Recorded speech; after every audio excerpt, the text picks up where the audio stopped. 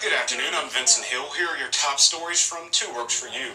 Former Dallas police officer Amber Guyger has been found guilty of murder and the shooting death of her neighbor Botham Jean last September.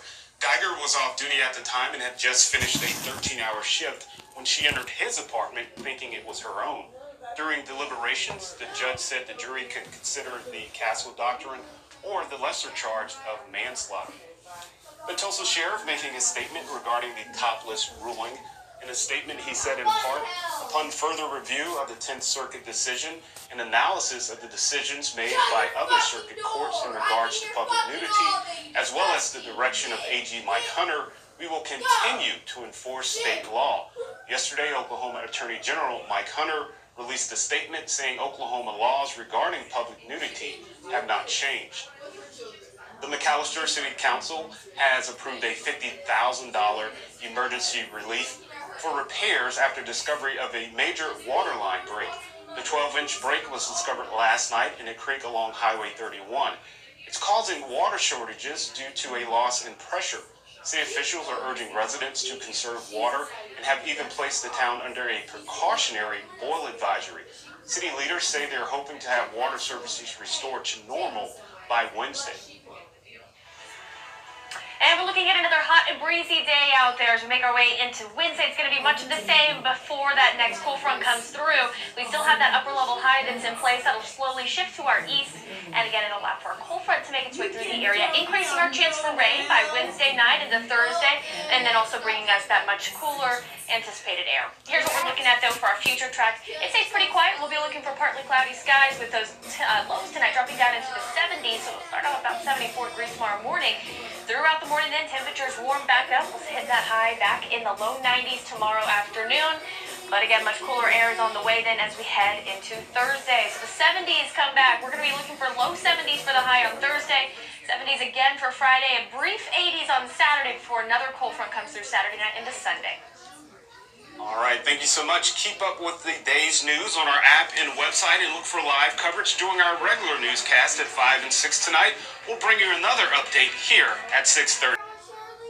I'm Erin Conrad from Two Works for You. Here are today's top stories. Former Dallas police officer Amber Guyger is found guilty in the murder shooting death of her neighbor Botham Jean.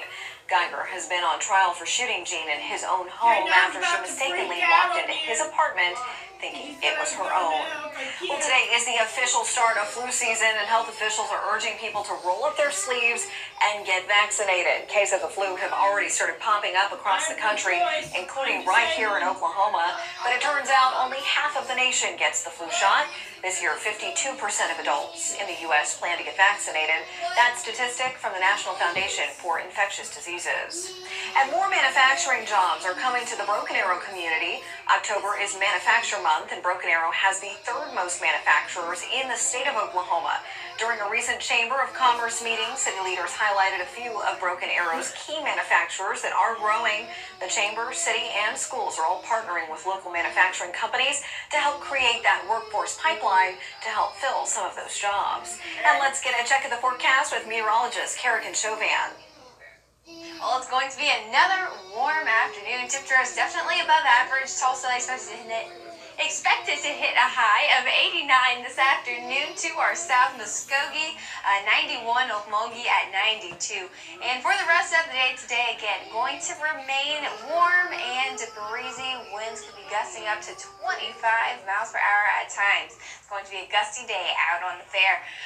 If we go into the 8 o'clock hour, cooling down into those lower 80s. And for the week ahead, things are starting to change into a bit more fall-like pattern. A cold front passing through Wednesday night, heading into your Thursday, where highs and lows are going to drop significantly. That's also going to up our rain chances as we head into the weekend. All right, thank you, Kerrigan. That was a look at our digital update.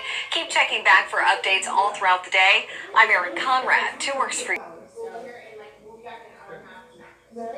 All right, we're looking ahead to this weekend. The organizers of the premier Tulsa Tough Cycling Race are bringing a new event to the area that's expected to attract some top athletes. Yeah, but George, for you, got an exclusive of the race Saturday at Zink Ranch. It's up when Day takes us through the course. If you're a fan of the ringing bells and cycling spectacle at Tulsa Tough, you're in for a treat this weekend. Just basically think Tough Mudder on bicycles. Bicycles going off-road over rough terrain. The executive director of Tulsa Tough is bringing a new race to the area. Our event consists of 2 days of gravel riding on the gravel roads around Osage County. The Osage Passage cycling race will take place on Zinc Ranch, where the rough terrain is sure to test an athlete's skill. It's going to be a hard course, but we want it to be fair and not let people get hurt or get their equipment torn up. So we're actually mostly spending a lot of time clearing rocks off the trail. Right now, the finishing touches are coming together on the private land, which consists of more than 40,000 acres. The course will be ready by Saturday, when both men and women will be able to ride and compete for the first time the Gravel Fondo. We're actually going to have the privilege of being able to ride 8 miles inside the ranch on gravel roads inside the Zinc Ranch that have never been ridden by cyclists before. Reporting from Zinc Ranch, Jitsel Puente, 2 Works for You. I know at least one person who went out and bought a watch because of what happened to me. Stab, slave abuse, but can they save your life? If you have them, you know. Smart gadgets can be a convenient option for keeping tabs on your health. That's right. There are all kinds of devices on the market that track heart rate, rhythm, blood pressure, and a whole lot more. All of you this morning, meet a woman who believes that this smartwatch that you see right here is the reason that she's alive. The little things in life, like baking, or relaxing with your pet, become just a little more special after we bounce back from a health challenge. And Debbie Copeland Blue had one of those. When we caught this, my heart function was at 25%. She says her ticker wasn't getting the right electrical signals, which hurt how it pumped blood. Symptoms? I didn't feel anything. But Debbie did notice something on her smartwatch.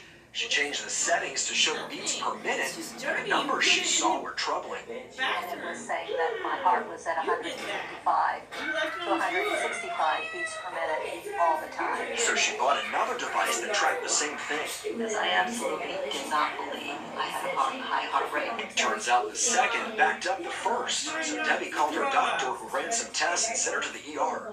Cardiologist Jefferson Burrows says Debbie's smartwatch helped them catch a potentially dangerous heart rhythm, and may be one of the first cases of a smartwatch saving a life. I believe that the watch saved my life. That's probably not a real high number just yet, but I think that number is going to grow as access to these devices increases. What quickly is becoming more standard, using available gadgets, track a heart rhythm remotely, and transmit the info back to physicians. These type of devices probably much more frequently help us manage arrhythmias that we already know exist. It's real-time, real-life data, not just doctor's office data.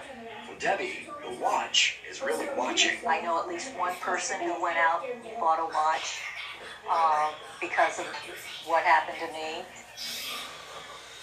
And something you want to be aware of, the doctor said that devices that track heart rate and rhythm can have a false positive rate up to 30%.